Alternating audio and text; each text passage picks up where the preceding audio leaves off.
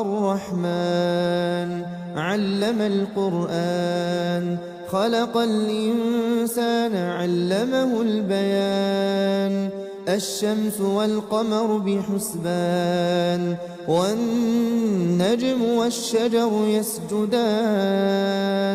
والسماء رفعها ووضع الميزان ألا تطغوا في الميزان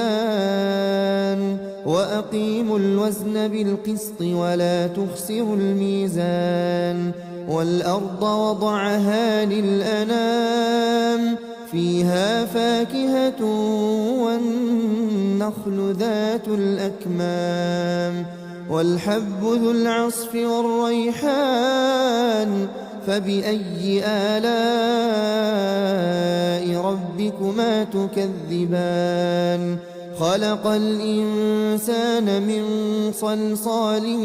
كالفخار وخلق الجان من مارج من نار فبأي آلاء ربكما تكذبان رب المشرقين ورب المغربين فبأي آلاء ربكما تكذبان مرج البحرين يلتقيان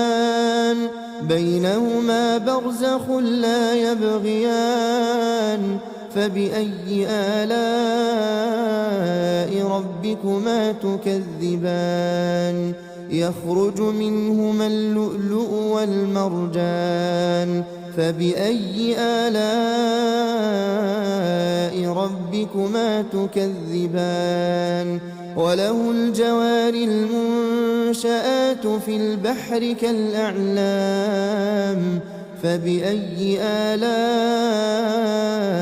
ربكما تكذبان كل من عليها فان ويبقى وجه ربك ذو الجلال والإكرام فبأي آلاء ربكما تكذبان يسأله من في السماوات والأرض كل يوم هو في شأن فبأي آلاء ربكما تكذبان سنفرغ لكم أيها الثقلان فبأي آلاء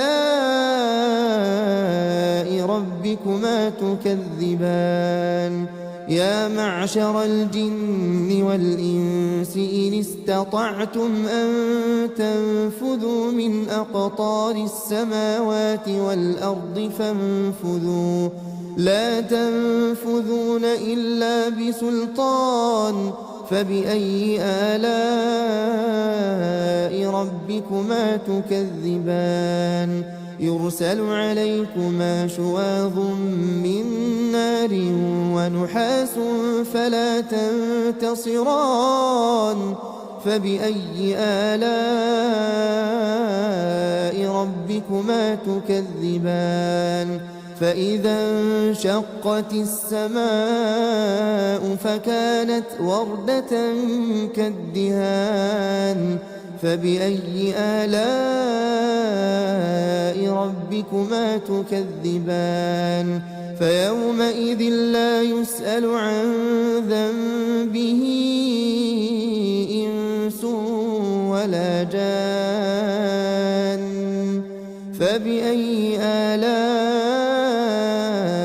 ربكما تكذبان يعرف المجرمون بسيماهم فيؤخذ بالنواصي والأقدام فبأي آلاء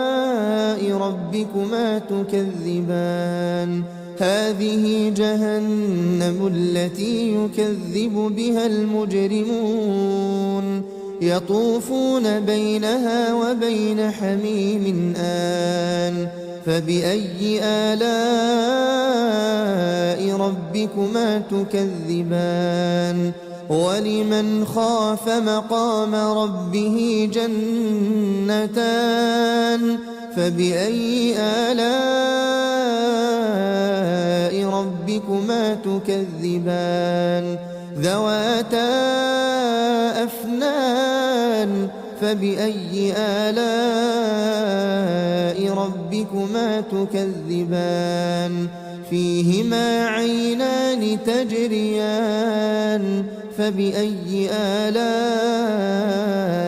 ربكما تكذبان فيهما من كل فاكهة زوجان فبأي آلاء ربكما تكذبان متكئين على فرش بطائنها من استبرق وجنى الجنتين دان فبأي آلاء ربكما تكذبان فيهن قاصرات الطرف لم يطمثهن إنس قبلهم ولا جان فبأي آلاء ربكما تكذبان كأنهن الياقوت والمرجان فبأي آلاء ربكما تكذبان هل جزاء الإحسان إلا الإحسان فبأي آلاء ربكما تكذبان ومن دونهما جنتان فبأي آلاء ربكما تكذبان مدهامتان فبأي آلاء ربكما تكذبان فيهما عينان نضاختان فبأي آلاء ربكما تكذبان فيهما فاكهة ونخل ورمان فبأي آلاء ربكما تكذبان فيهن خيرات حسان فبأي آلاء ربكما تكذبان حور مقصورات في الخيام فبأي آلاء ربكما تكذبان لم يطمثهن إنس قبلهم ولا جان فبأي آلاء ربكما تكذبان متكئين على رفرف خضر وعبقري حسان فبأي آلاء